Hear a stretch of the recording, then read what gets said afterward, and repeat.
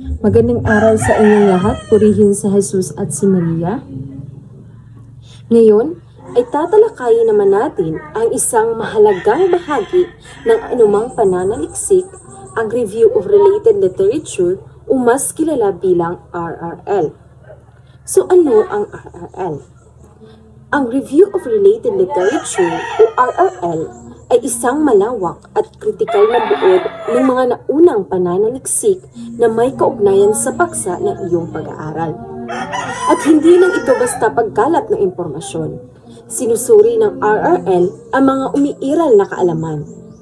Tinutukoy ang mga trend, iniisa-isa ang puwang o gaps, at inuugnay ang mga ideya ng iba't ibang mananaliksik upang makita kung saan ka maaaring mag-ambag sa larangan. Ngayon, ano naman ang layunin ng RRL? At bakit nga ba mahalaga ang paggawa ng RRL? Una, konteksto. Ang konteksto ay inilalagay nito ang iyong pananaliksik sa mas malawak na larawan o larangan. Pangalawa, mga puwang. Natutukoy nito ang mga hindi pag-aanong natalakay o napag-aralan sa iyong paksa. At pangatlo, kasanayan. Ipinapakita ng RRL na may sapat kang kaalaman at mag-unawa sa larangan ng iyong pananaliksik. At narito naman ang mga hakbang sa paggawa ng isang mahusay na review of related literature o RRL. Una, tukuyin ang saklaw. Pag sinasabi natin tukuyin ang saklaw, ito ay limitahan ang focus ng iyong RRL. Hindi kailangang isama ang lahat ng impormasyon, mas mainam kung ito ay tiyak at nakatuon upang maiwasan ang magulong pagsusuri.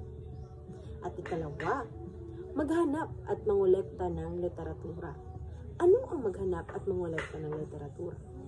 Gamitin ang mapagkatiwalaang sanggunian gaya ng peer-reviewed journals, aklat, at mga academic databases tulad ng Google Scholar, GSTOR, PubMed, at Scopus.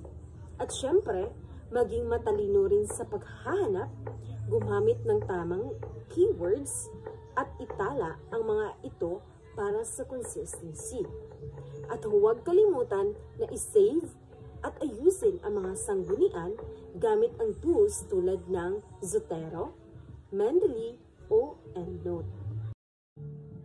At ang panghuli, magtala habang nagbabasa. Habang binabasa ang mga sanggunian, isulat ang mahahalagang ideya, punto, at posibleng koneksyon sa iyong pananaliksik. At syempre, markahan din kung ano ang kalakasan, kahinaan o kulang sa bawat reference. At pinakamahalaga, itala agad ang buong citation para hindi na mahirapan sa pagbuo ng bibliography sa huli. At sa kabuuan, ang RRL ay hindi lang basta bahagi ng research paper. Ito ay pundasyon ng iyong pananaliksik. Sa pamamagitan ng mahusay na RRL, mas nauunawaan mo ang konteksto ng iyong pag-aaral, natutukoy ang mga gaps, at naipapakita ang iyong kaalaman bilang mananaliksik. At paalala, kaya sa paggawa ng RRL, maging mapanuri, organisado, at maingat sa bawat hakbang dahil dito nagsisimula ang solidong pundasyon ng iyong pananaliksik. At maraming salamat sa inyong pakikinig at naway makakatulong ito sa inyong pag-aaral. Muli, ako po si Pinipining Daniela O. Sayawan,